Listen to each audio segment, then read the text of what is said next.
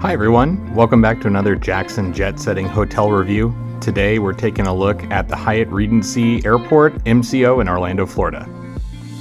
As the name suggests, the Hyatt Regency is in the actual terminal of Orlando Airport, making it really easy for travelers to stay before or right at the end of their vacation. Terminals A and B have a central concourse, and that's where you'll find the Hyatt Regency.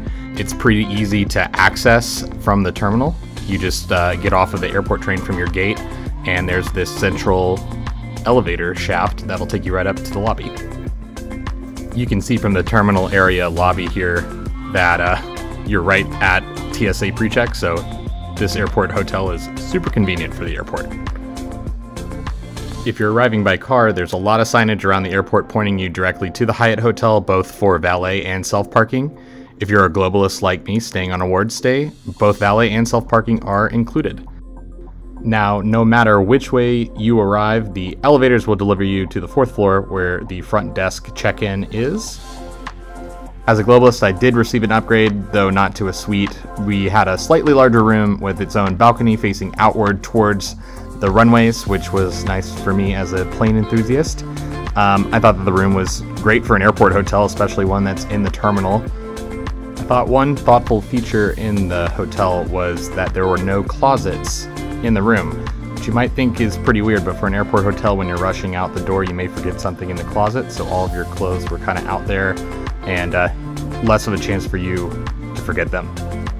I thought that the bathroom could be a little bit better designed. There's a sink outside the main bathroom, which is always helpful, and then a sink within the main bathroom, but then two separate showers, one with a tub and one without a tub.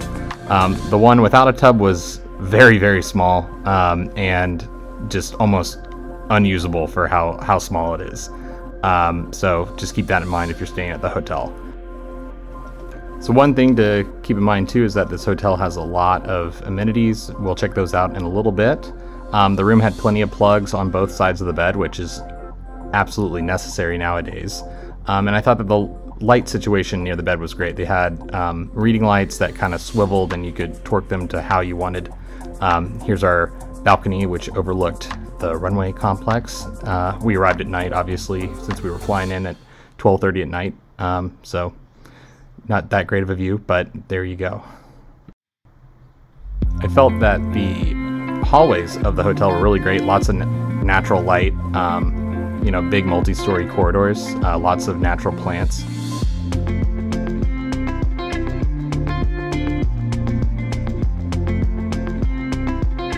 If you want access to all the main amenities at the hotel, I recommend that you stay on the 6th floor, which has both the gym and the pool.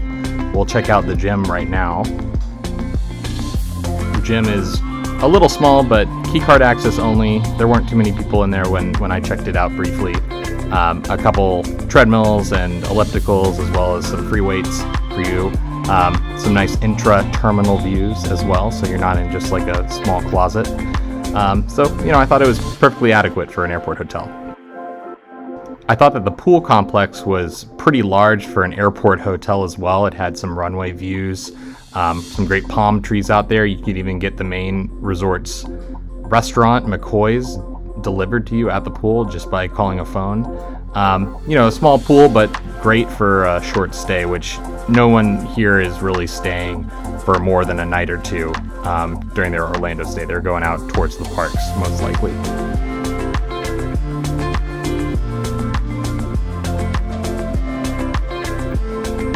So due to COVID, the Hemispheres restaurant on the 9th floor was closed, but they do have on the 6th floor 2 dining options. The Snack and Fly self-service fridge was available, which actually had some alcoholic beverages in there, and that's all done via kiosk, which I thought was pretty cool.